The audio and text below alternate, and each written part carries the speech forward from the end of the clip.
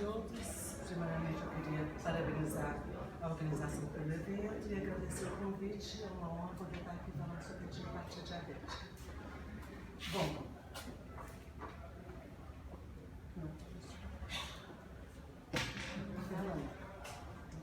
você me presta o seu... Posso passar aí? Não, eu passava. Eu coloquei aqui, mas eu não tinha testado antes, eu não sei se esse daqui.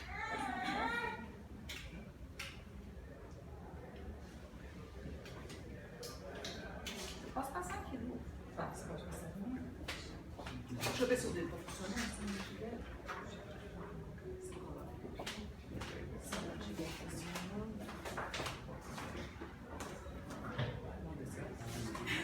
Se não, você passa.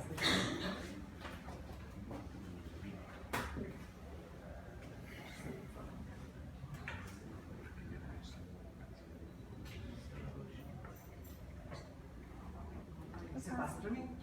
Ok. Bom, primeira coisa, antes da gente começar a falar sobre retinopatia diabética, é muito importante explicar exatamente. Alô? Isso. Aí, tira a cadeira aí que eu acho que fica melhor. É importante explicar o que é retina para a gente poder entender o que é retinopatia diabética. Senão a gente não tem nem como começar. A retina é a camada do fundo do olho que reveste o nosso fundo de olho. Ela é a camada que leva as informações para o cérebro. Quando ela processa essas informações para formar a imagem, leva essas informações para o cérebro. É como se fosse uma tela. É lá que a gente consegue exatamente, depois de passar por todos os meios à luz, ela chega na retina e lá que ela se processa para a gente poder enxergar realmente. É por isso que é tão importante a gente estar conhecendo e tratando e prevenindo a retinopatia diabética. Para a gente entender melhor sobre a retina e até sobre a patologia, é importante a gente saber como avaliar uma retina. Quando a gente faz o fundo de olho ou uma retinografia, agora, pronto. Quando a gente faz o fundo de olho ou uma retinografia, é essa a imagem que a gente tem do fundo de olho normal.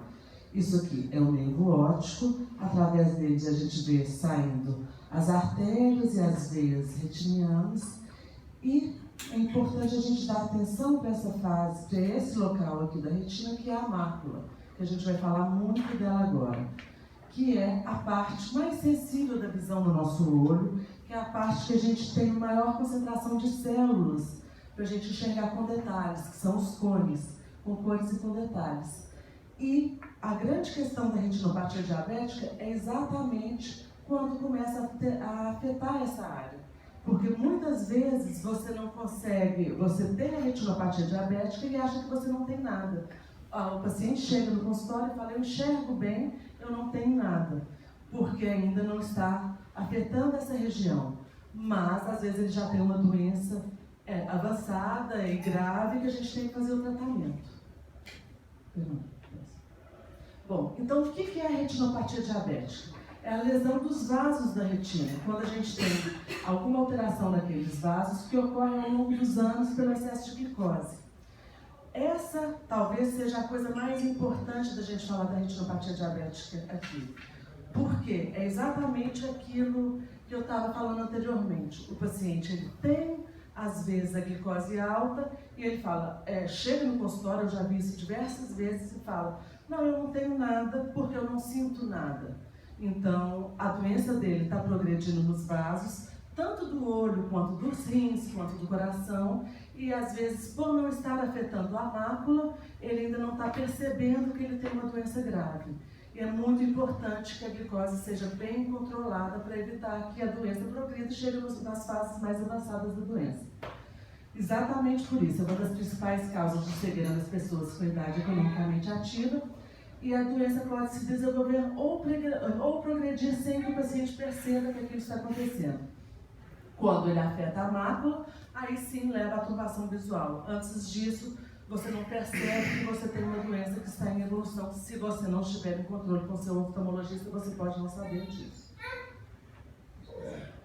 Bom, E como é que essa doença se desenvolve? Ela vai começando lentamente, ela começa com a retinopatia diabética não proliferativa. O que é isso? A retinopatia diabética proliferativa, você já começa a ter lesão dos vasos da retina, e aí eles já não conseguem ficar normais, você começa a ter aneurismas naqueles vasos, e eles já não conseguem manter as substâncias dentro do vaso como deveria ser. Você pode começar a ter hemorragia, você pode começar a ter extravasamento daqueles vasos com exudatos duros, que eu vou mostrar daqui para frente, mas você ainda não tem formação de vasos para tentar compensar aquilo.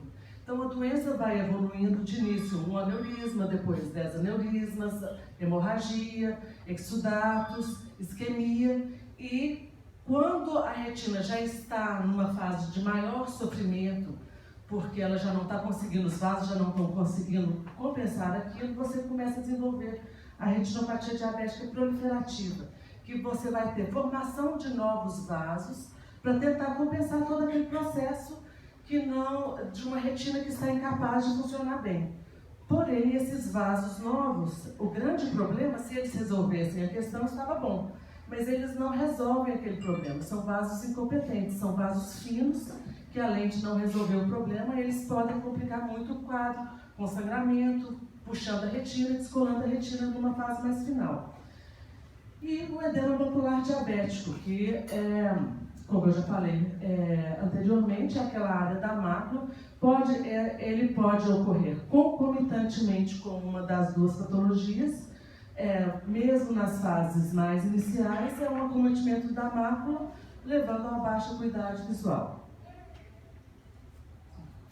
Aqui a gente vai ver no esquema os vasos, o nervo óptico com os vasos na retina normais. Quando você tem uma retinopatia diabética não proliferativa, você começa a ter aquelas alterações, sangramento, hemorragia, pequenos aneurismas, essas coisinhas amarelas são os exudatos, que seria extravasamento de proteínas e de lípides, de gordura na retina, e quando isso vai avançando, você começa a ter formação de novos vasos, que é a retinopatia diabética proliferativa, que é aquilo que eu já falei, que ela é um quadro mais grave, mais final da doença. Aqui para a gente ver no fundo de olho, na retinografia como a gente veria, uma retina normal, com os vasos, a mácula normal, e aqui no caso de retinopatia diabética, você já vê que você tem exudatos, você tem hemorragia, você tem aneurismas, já tem alterações vasculares. E aqui mostrando exatamente aquilo. A retinopatia diabética não proliferativa, que você só tem os vasos, as hemorragias, os exudatos e os aneurismas, e já a proliferativa a gente consegue ver que pequenos vasinhos, eles não são tão calibrosos como os vasos normais. Exatamente por isso eles não conseguem compensar esse problema. Bom, como fazer o diagnóstico? Pela fundoscopia ou pela retinografia, como já foi falado, que você tem uma visão do fundo de olho e consegue analisar aqueles achados, se tem aneurisma, se não tem, se tem hemorragia, com a angiografia com fluoresceína, que é um exame que a gente consegue ter uma visão mais detalhada da vasculatura retiniana, e tomografia de coerência óptica, que eu vou falar de cada um dos exames separadamente. Bom, aqui novamente uma fundoscopia normal, e aquilo que a gente estava falando, uma fundoscopia já com uma retinopatia diabética já numa fase inicial. Você vê que tem alguns aneurismas, você tem esses exudatos duros, que são esse extravasamento lipídico, mas você não tem grandes alterações. Aqui, o mesmo, um fundo de olho de uma retinopatia diabética não proliferativa, porém a gente consegue ver que a doença já evoluiu muito desse primeiro para esse segundo. Você já tem muito mais alterações fundoscópicas ou da retinografia da retinopatia diabética, já é uma doença mais avançada.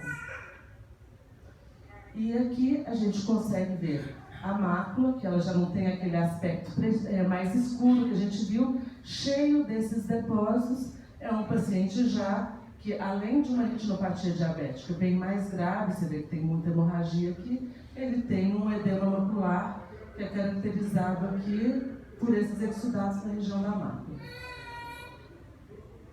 Como a gente pode ver, aqui, na realidade, seria um esquema, uma foto mostrando como o paciente com edema macular começaria a perceber uma perda visual. Ele começa a ter na visão central um borramento. E isso aqui, de acordo com o grau desse edema macular, se ele é mais leve ou mais grave, vai borrando e vai abaixando, vai ter uma perda visual progressiva. E aqui uma fundoscopia para vocês verem que os vasos normais, aqui a gente consegue ver os vasos, os neovasos, os novos vasos da retinopatia diabética proliferativa. Eles são bem fininhos e eles sangram com muita facilidade. E podem puxar a retina, levando a retinopatia ao descolamento de retina. Próximo. Aqui, exatamente pós-sangramento, a gente vê um sangramento grande, vê o nervo aqui e vê que uma parte da mácula está bem coberta por esse sangramento, exatamente abaixando muito a visão, porque já teve um sangramento que vai ter que ser tratado também. Bom, aqui o aparelho da angiofluoresceinografia é um exame extremamente usado para acompanhamento dos pacientes com retinopatia diabética. É um paciente que é um aparelho, você não precisa ter, não tem nada em contato com o olho. O paciente encosta a cabeça dele aqui e são retiradas fotos sem o contraste. É a retinografia simples, já foi falado. E após você fazer a retinografia simples, você punciona a veia e administra um contraste na veia do paciente. Esse contraste vai até o olho e a gente tira as fotos para poder avaliar melhor como está essa vasculatura na retinopatia diabética. Aqui a gente consegue ver uma retinografia normal, você vê que essa coloração esbranquiçada dos vasos é dada pelo contraste que já chegou nos vasos e corre normalmente. A mácula é essa parte mais escura e você vê que o contraste está completamente dentro dos vasos. Diferente desse paciente que já tem uma retinopatia diabética, que a gente consegue ver todos esses pontinhos brancos aqui, que são sinais de aneurismas. Esses são os aneurismas, eles enchem de sangue também, já mostrando que essa pessoa tem uma retinopatia diabética. E a tomografia de coerência óptica, que é um exame também de não contato, nada entra em contato com o olho do paciente, não é um exame desconfortável, que é um exame que a gente consegue, através do aparelho, determinar as camadas retinianas. Se a gente, antes da tomografia de coerência óptica, uma maneira da gente ver a retina seria a gente pegar o olho, tirar um pedaço daquela retina e colocar no microscópio. Hoje, com esse aparelho, que não é absolutamente viável, né? Isso não teria como ser feito.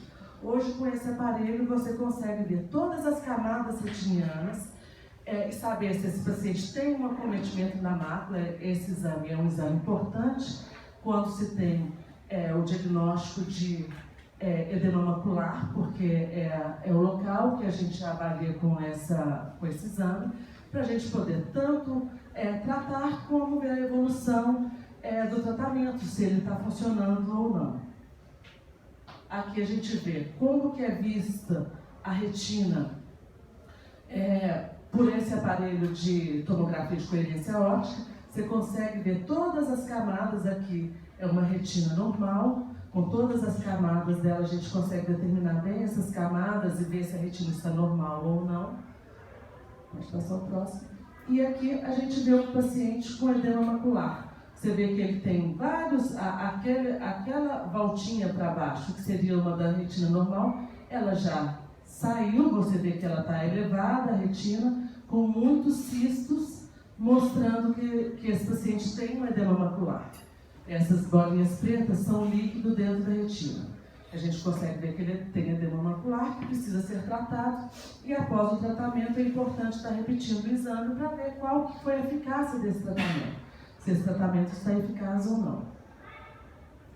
Eu gostaria de agradecer novamente e era isso que eu tinha para falar. Tá?